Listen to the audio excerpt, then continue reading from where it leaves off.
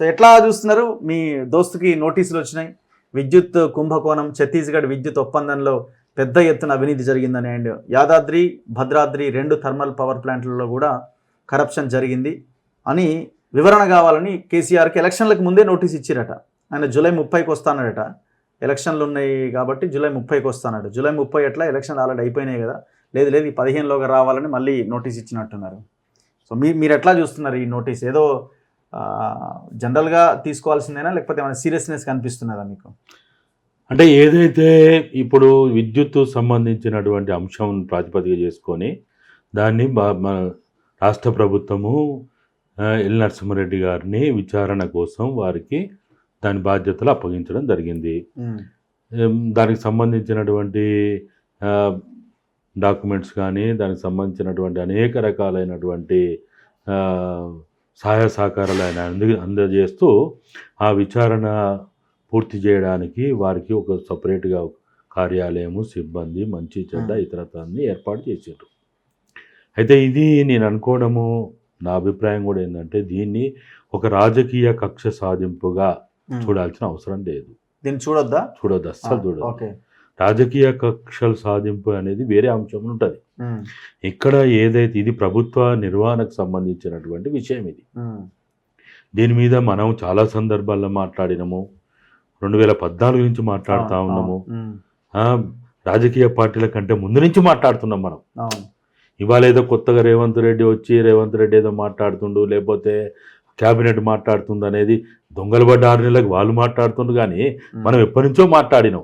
ప్రభుత్వ ధనము, ప్రజాధనము దుర్వినియోగం అవుతున్నది, అవసరం లేకున్నా వీళ్ళు కొనుగోలు కార్యక్రమం పెట్టుకున్నారు, దీంట్లో కిట్ప్రో ఉంది అనేది మనం ఎప్పటి నుంచో మాట్లాడుతున్నాం. అవినీతి ఉంది, అక్రమాలు జరిగినాయి, చట్టపరంగా రాజ్యాంగపరంగా ప్రభుత్వ నియమావళి పరంగా జరగలేదనేది మనం 2015 నుంచి మాట్లాడుతున్నాం. ఇవాళ ఏదో వీళ్ళు కొత్తగా ఏదో కొండందు వెలికని పట్టినట్టు వాళ్ళు చేస్తున్నారు. కానీ ఎవరు మాట్లాడలే? ఓ రఘు మాట్లాడలేదా? ఒక ఎన్నయ్య మాట్లాడలేదా? ఇక్కడ ఉన్నటువంటి ఈ కేసీఆర్కి అవినీతి అక్రమాలకు వ్యతిరేకంగా మాట్లాడే వాళ్ళు మాట్లాడలేదా? ప్రజా సంఘాలు మాట్లాడలేదా? లేకపోతే ఉద్యమకారులు మాట్లాడలేదా? ఎవరు మాట్లాడారు? అందరం మాట్లాడినాం మనం. అందరూ మాట్లాడి అయిపోయిన తర్వాత ఇప్పుడు ఏదో సరే దేనికి ఏదైనా ఓ పద్ధతి ఉంటుంది కాబట్టి మనం కూడా ఇదే పద్ధతిని మొదటి నుంచి మనం అడిగినాం. 2018 ఎన్నికలకు ముందు కూడా ఇదే అడిగినాం మనం. ఇప్పుడు కూడా అదే అడిగినాం. సరే ఆఖరికి వాళ్ళు ఏదో దాని మీద విచారణ చేస్తామని వాళ్ళు డిక్లరేషన్లో పెట్టిండ్రు, హామీలలో పెట్టిండ్రు, గ్యారంటీల్లో పెట్టలేదు. కానీ ఉపన్యాసాల్లో అనేక మంది, వీళ్ళే కాదు, రాహుల్ గాంధీ గారు మాట్లాడిండ్రు, ప్రియాంక గాంధీ గారు మాట్లాడిండ్రు, ఖర్గే గారు మాట్లాడిండ్రు, అందరూ మాట్లాడిండ్రు. సరే ఏది ఏమైనా విచారణకు ఆదేశించిండ్రు, అవకాశాలు కల్పించిండ్రు, ఒక మంచి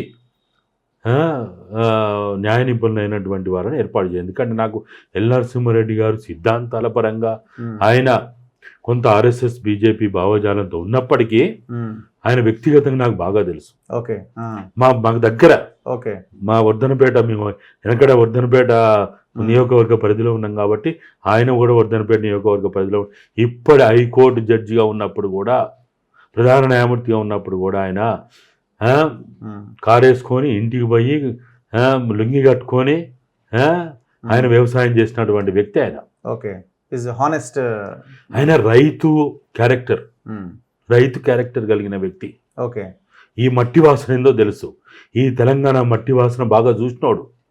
తెలంగాణ ఉద్యమ క్రమంలో నేను ఆయన ఎన్నోసార్లు కలిసిన. నాకెంతో ఎన్నో విషయాలు చెప్పిండు ఆయన. తర్వాత కూడా నాకు ఎన్నో విషయాలు ఉద్యమ క్రమంలో కూడా కలిసినాం ఆయన. తెలంగాణ మట్టి వాసన తెలిసిన వాళ్ళు, తెలంగాణ ఉద్యమ ఆకాంక్షలు తెలిసిన వాళ్ళు కాబట్టి, తెలంగాణ అభివృద్ధి సంక్షేమం గురించి బాగా అవగాహన వ్యక్తి కాబట్టి, తెలంగాణ కాపాడుకోవాలనే కోరిక ఉన్న వ్యక్తి కాబట్టి, ఇప్పుడు జరుగుతున్నటువంటి విచారణలు ఆయన ఏదో రేవంత్ రెడ్డి చెప్తానో, ఇంకోటి చెప్తానో, అమిత్ షా చెప్తానో, మోడీ చెప్తానో, లేకపోతే RSS భావజాలంతో కొంత అంటుసొంటుంది కాబట్టి వాళ్ళు చెప్తే వింటాడని నేనైతే అనుకోను. ఆ విచారణ అనేది చాలా ధర్మబద్ధంగా, న్యాయబద్ధంగా, చట్టపరంగా, రాజ్యాంగబద్ధంగా జరుగుద్దని నేను అనుకుంటున్నా. కాబట్టి కేసీఆర్గా మీనమేషాలు లెక్క పెట్టకుండా నిన్నేం అడుగుతున్నారు? ఏందో చెప్పు అంటున్నారు. ఏం చేసినావో చెప్పు గదే అంతే. అడగడం తప్పే ఉంటుంది. అందరిని అడుగుతారు కదా. ఇప్పుడు నన్ను మిమ్మల్ని ఏమైనా విచారణ పిలిస్తే పోయి చెప్పామా? కానీ బేసిక్ ఏంటంటే ఇప్పుడు జనరల్గా కేసీఆర్ ఇట్లాంటి అంశాలు ఏదన్నా తన మీదకి వచ్చినప్పుడు దాన్ని ఒక పొలిటికల్గా వాడుకుంటాడు. ఈ ఎలక్షన్లకు ముందే నోటీస్ ఇచ్చారు అంటున్నాడు, ఎంపీ ఎలక్షన్లకి ముందు. సో ఒకవేళ కేసీఆర్ దాన్ని వాడుకునే ప్రయత్నం కూడా ఎందుకు చేయలే? నా మీద ఈ రకంగా చేస్తున్నారు, అన్యాయం చేస్తున్నారు, నోటీసులు ఇచ్చారు, ఇంత దారుణం ఉంటుందా, తెలంగాణ కోసం ఇంత కష్టపడ్డ నాకు నోటీసులు అని ప్రజలు ఒక సెంటిమెంట్ రగిలించే ప్రయత్నం చేస్తాడు. కానీ ఆ ప్రయత్నం కూడా చేయలే. అంత సీన్ లేదు ఇప్పుడు. ఎప్పుడు అందులో ఇంకా ముఖ్యంగా ఇప్పుడున్న పరిస్థితులు అస్సలు లేదు, సాధ్యం కాదు అది. నీకు ఏం సెంటిమెంట్ ఉంది? ఇంతవరకు ఒక ప్రెస్ మీట్ కానీ ఒక స్టేట్మెంట్ కానీ అంటే ఆ పార్టీ నాయకుల నుంచి కానీ ఇంతవరకు లేదు. అసలు దీంట్లో మాట్లాడడానికి ఏం లేదు. నిన్ను అడిగింది ఏంటిది? అప్పుడు జరిగినటువంటి మొత్తంగా కూడా ఛత్తీస్గఢ్ కావచ్చు, ఈ రాష్ట్రంలో ఉన్నటువంటి ఇతర ప్రైవేట్ కంపెనీల నుంచి కావచ్చు, నీవు కొనుగోలు చేసినప్పుడు ఏ పద్ధతి పాటించినవు, బెట్టింగ్ విధానం ఎట్లా జరిగింది, కొటేషన్స్ ఎట్లా వచ్చినాయి, తక్కువ ఉన్న వాళ్ళకంటే ఎక్కువ ఉన్న వాళ్ళకి ఇచ్చినవా, అసలు ఏం జరిగింది, నీ దగ్గర ఉన్నటువంటి సమాచారం తీసుకొచ్చి ముందర పెట్టమని అంటున్నారు. ఇది కూడా ఎందుకు అంటున్నారు? ఇది క్యాబినెట్ డెసిషన్ కాబట్టి. ఓకే, ఒకవేళ క్యాబినెట్ డెసిషన్ కాకపోతే ముఖ్యమంత్రికి నోటీసులు ఇవ్వరు. ముఖ్యమంత్రి క్యాబినెట్కి చీఫ్ కాబట్టి ఆయన బాధ్యత వహించాలి. ఈ క్యాబినెట్ డెసిషన్ నాకు సంబంధం లేదు అనడానికి వీల్లేదు. లేకపోతే ఇది ఎలక్ట్రిసిటీ మినిస్టర్కి సంబంధము, ఆయనకి తెలుసు నాకు సంబంధం లేదు అనడానికి వీల్లేదు.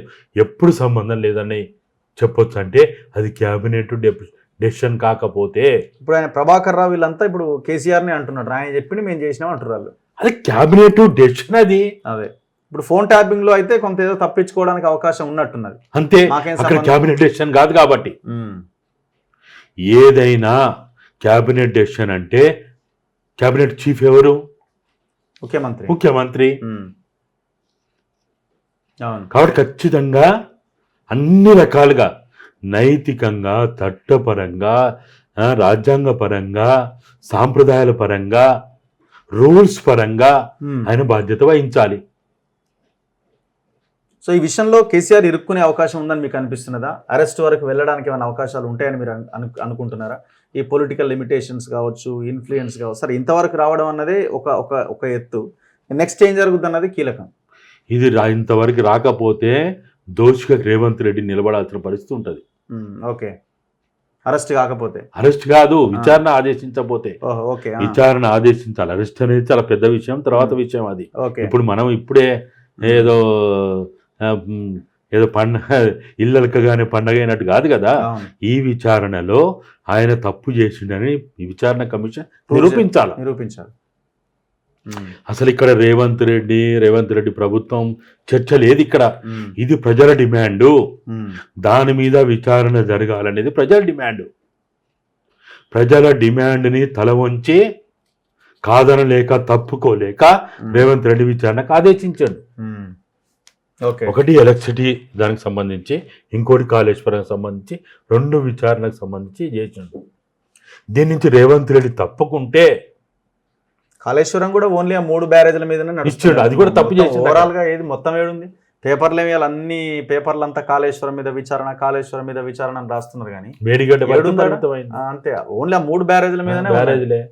బ్యారేజ్లు ఎంత మొత్తం కలిపితే కనుక 7,000 కోట్లు. అంతే, 1,00,000 కోట్లలో 7,000 కోట్లు ఎంత అసలు? అది పక్కన పెట్టిన విద్యుత్ విషయంలో ఏదైతే ఉందో ఆయన సపరేట్ చేసి విద్యుత్తు, ఛత్తీస్గఢ్, గిదే అన్ని అడిగా. ఓకే, దానికి సపరేట్ చేయలేరు ఇక్కడ. కాబట్టి అది ఇతర రాష్ట్రాల నుంచి కొనుగోలు చేసినా, లేకపోతే ఈ రాష్ట్రంలో ప్రైవేటు విద్యుత్ కొనుగోలు చేసినా అన్నీ ఇక్కడ విచారణకు వస్తాయి.